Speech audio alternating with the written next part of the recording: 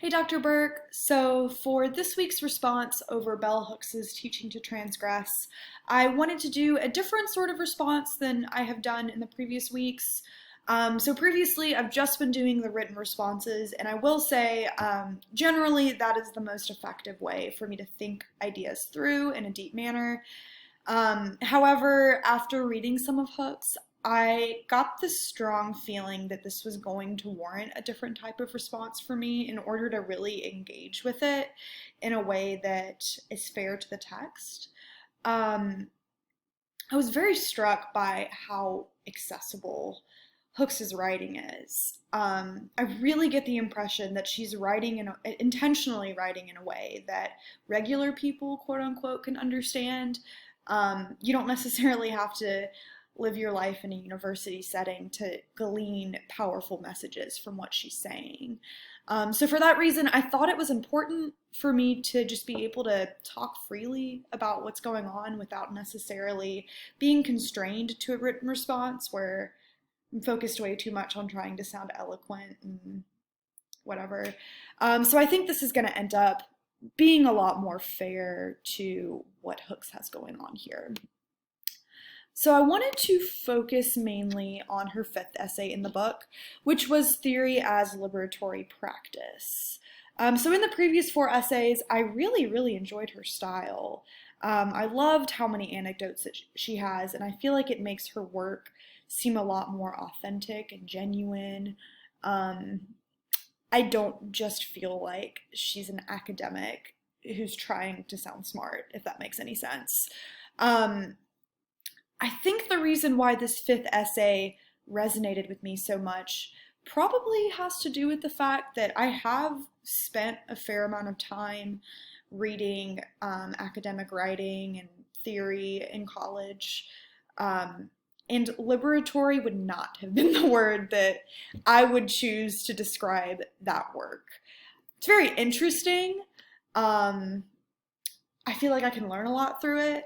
I feel like I always have a headache after I read it, but I feel like it's definitely important. Um, but in this essay, I think that Hooks really does prove that theory and education in general, if it's doing its job right, should be liberatory. Um, and to that end, I am going to kind of use the words theory and education somewhat interchangeably here. Um, I do know the difference, but I think that I think that Hooks's arguments about theory and what its purpose is can just be applied to education in general as well. Um, so I wanted to start off by really looking at this quote that she says towards the beginning of the essay, and that's that work by women of color in marginalized groups, especially if written in a manner that renders it accessible to a broad reading public, is often delegitimized in academic settings, even if that work enables and promotes feminist practice. Um, when I read this, I felt a little bit fired up because I knew how true it was. Um, Not even just with bell hooks. I've seen this in plenty of other scenarios as well, where people who are writing in an accessible way, um, for some reason, it seems like they're taken less serious, even if their ideas are just as impactful. And I think that's what she's really getting at here. Um, she says, even if that work enables and promotes feminist practice. In other words, it almost doesn't matter what your ideas are, because if you're not using a certain vocabulary, if you're not trying to appeal to the elite, then you are going to be taken less seriously. And I'll tell you, the thing that came to mind immediately when I read this quote was Mary Oliver, who you see on the right here. She's one of my favorite poets.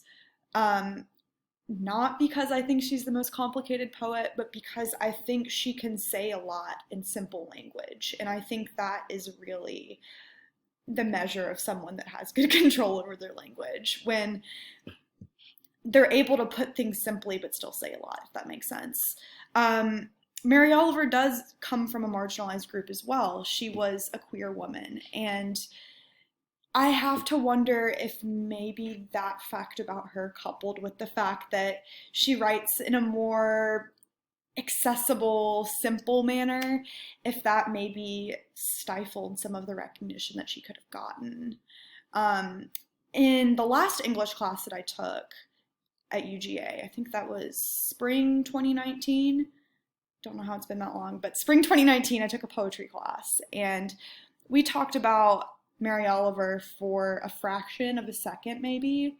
Um, and it seemed like the overwhelming perspective on her was that she's a good writer, people liked her, but she just didn't have the same weight that other poets had for some reason. Um, and I've always had trouble with that because I know how I feel after I read Mary Oliver and things like Bell Hooks that are written in a very accessible way. And I don't feel like it's a small task to have written something like that.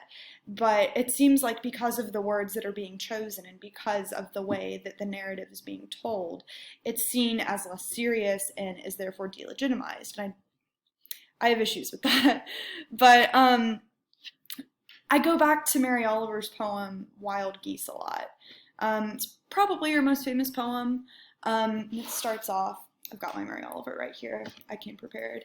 It starts off with, "You do not have to be good. You do not have to walk on your knees for 100 miles through the desert repenting." And that image is something that I think I've held on to a lot because I think that she offers a lot of hope in those really simple words. And I remember in the class that I took in the spring of 2019, we had been reading Wallace Stevens around that time, and we discussed her for, a second.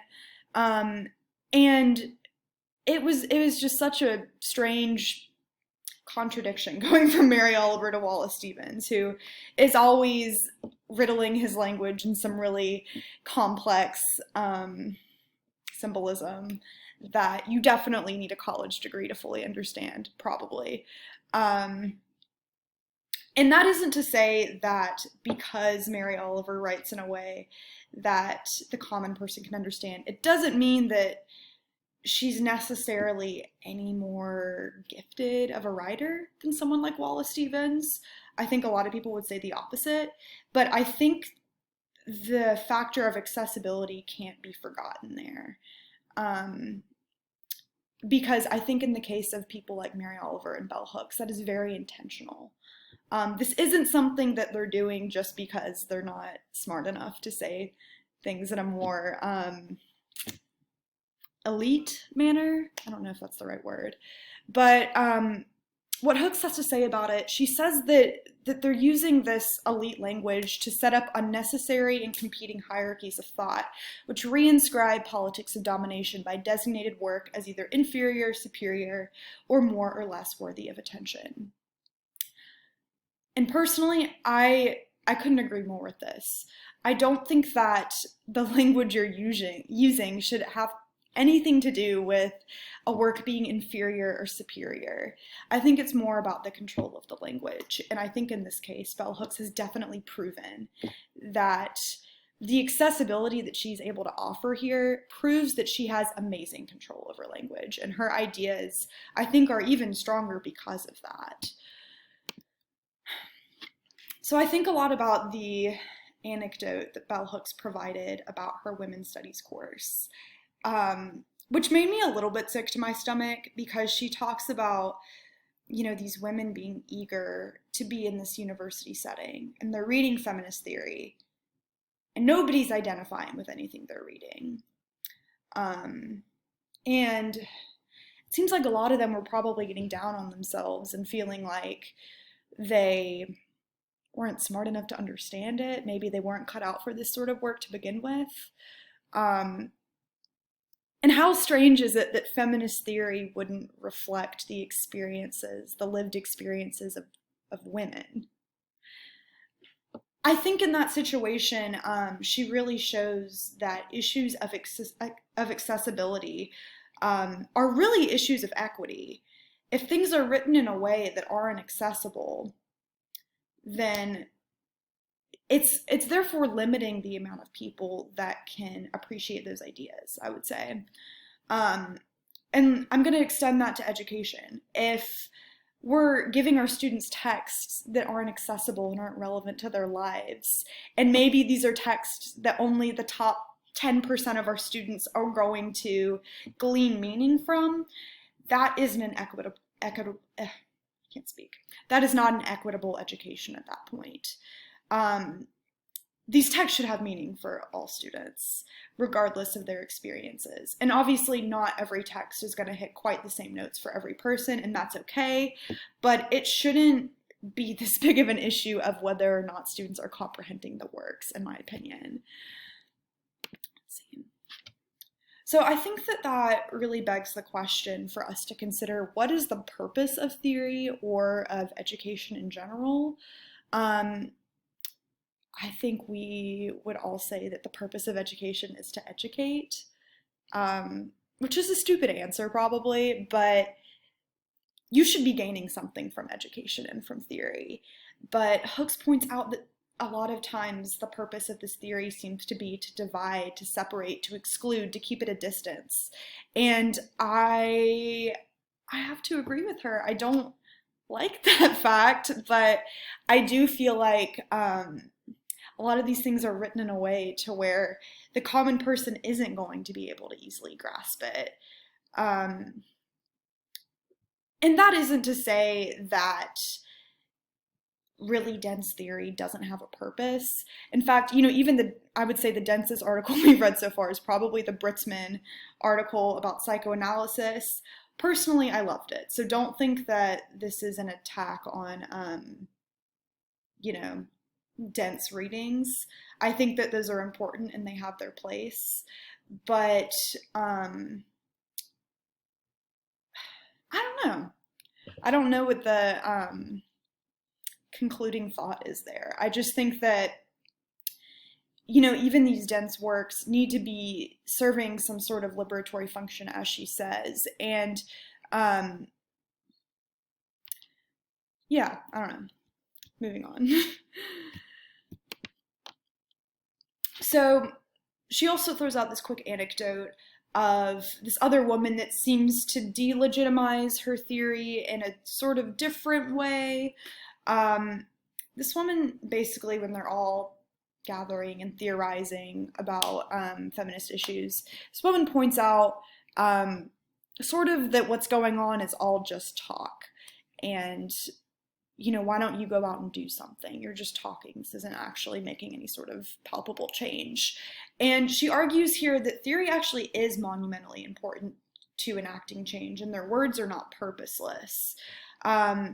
Again, I have to agree here. I think that having these discussions where you're able to talk ideas out freely, I think that really is the first step to enacting change. So I guess that's what I was trying to get at on the previous slide, where my brain was kind of blanking out a little bit. I think that in any situation where you're making sense of words, and you're gleaning meaning and you're discussing and all of that, I think that that's valuable. I think that in general, education should be liberatory. It should be providing students with something that is liberating them from their current circumstances. And in order to do that, I think it needs to be accessible, going back to the previous point. Okay, so wrapping up, I have a minute before this kicks me off of the free version, but she kind of makes the point that meaningful theory emerges from the concrete, from efforts to make sense of everyday life experiences, and from efforts to intervene critically in life and the lives of others. What I take this to mean is that education and theory, they need to be contextualized. They need to be relevant to students. Sort of getting at that earlier, but I think that if we're giving students things that are decontextualized from their lives and don't necessarily have relevance, then they're not going to be able to necessarily glean meaning from that, even if it's the most well-written and beautiful piece of work ever. I'm running out of time here, but Bell Hooks is amazing. I got a lot out of this. It made me appreciate the other things we read more, actually, as well. So I appreciate